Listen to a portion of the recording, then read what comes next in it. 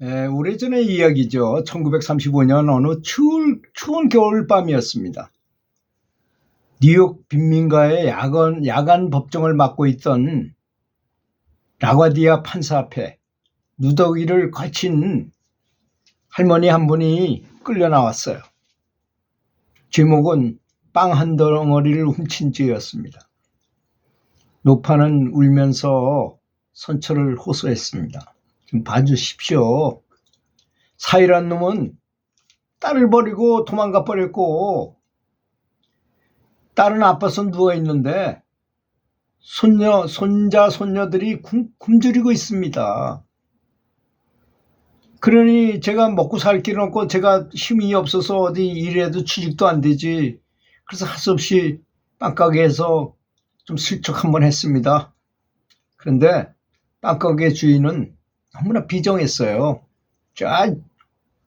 그래서 라거디아 판사가 고소를 취하면 좀 어떻겠는가. 그 빵 한 조각인데 그걸 가지고 그러지 말고 좀 취소하면 어떻겠는가.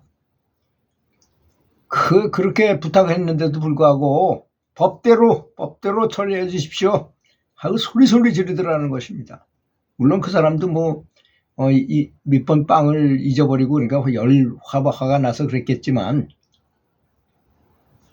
그러니까 라과디아 재판장이 한참 어쩔 도리가 없잖아요. 한숨을 길게 내쉬고는 그 늙은 할머니를 향해서 이렇게 선고합니다. 할머니, 법에는 예외가 있을 수 없어요. 벌을 받아야 합니다. 벌금 $10를 내거나 아니면 열흘간 감옥 생활을 하셔야 되겠습니다. 그러더니 선고를 그렇게 내리고는 그 판사가 자리에서 일어났어요. 그리고 갑자기 모자를 벗더니 자기 주머니 속에다가 $10를 주머니에서 꺼내가지고 거기다 집어넣고, 그리고 그는 이어서 최종 판결을 내렸어요. 여러분, 여기 벌금 $10가 있습니다. 할머니는 이제 벌금을 완납했습니다. 나는 오늘 굶주린 손녀들에게 빵 한 쪽을 먹이기 위해서 도둑질해야 하는 이 비정한 도시에 살고 있는 죄를 물어서 이 법정에 앉아있는 모든 사람에게 50센트의 벌금형을 선고합니다 라고 판결을 내렸어요. 그리고 자신의 모자를, 그 $10가 들어있는 모자를 법정 경찰한테 남겼어요. 그리고 법정 경찰이 그 50센트를 받아야 될 거 아닙니까? 그 50센트만 내겠어요. 어떤 사람은, 넉넉한 사람은 $10씩도 내고 했겠죠. 그렇게 해서 모인 돈이 자그만치 $57 50센트였습니다. 그때는 세계 대경제공황의 불황 속이었었는데요. 그때 $57 50센트면 결코 작은 돈이 아니었다고 합니다. 판사는 그 중에서 벌금 $10 자기가 낸 그거를 뺀 $47 50센트를 할머니 손에 쥐어줬어요.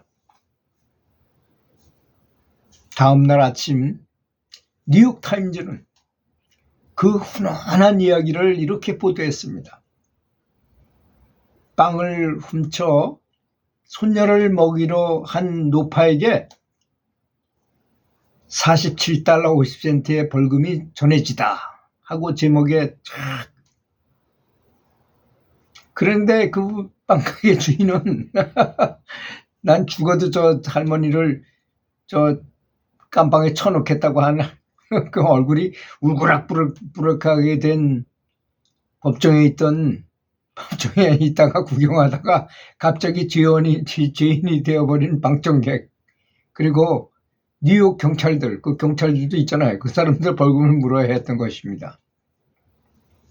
현재 뉴욕시에는 공항이 두 군데가 있어요. 하나는 존 F 케네디 공항이고 다른 하나는 바로 라과디아 공항입니다. 바로 이 재판장, 이 판사 이름이죠. 라과디아. 뭐 존 F 케네디 대통령의 이름을 딴 공항은 뭐 누구나 다 아는 것이고, 후자는 바로 라거디아 재판장의 이름을 딴 것입니다. 그러면서 그 양반은 어떻게 되겠어요? 그런 사람이 뉴욕 시장을 3번이나 당선됐어요. 그리고 맨하탄을 오늘의 맨하탄으로 아주 아름답게 만드는 장본이기도 합니다.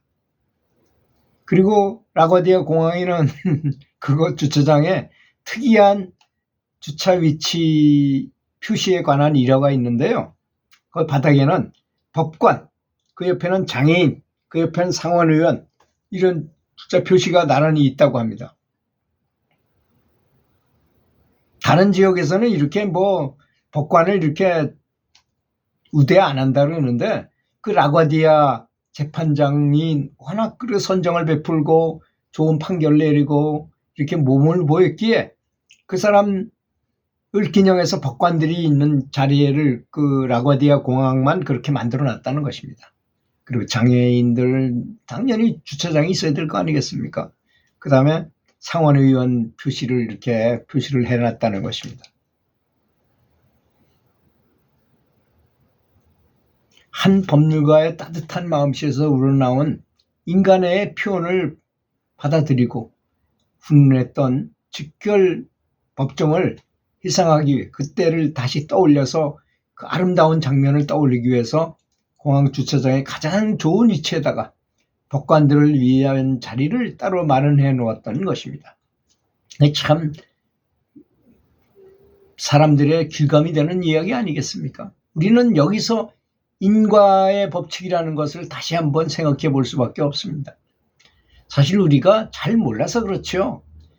참 하늘마다 잘 안 되고 뭐든가 잘 안 되고 짜증만 내고 그런 사람들은 전생서부터 다 인연이 있었던 것입니다.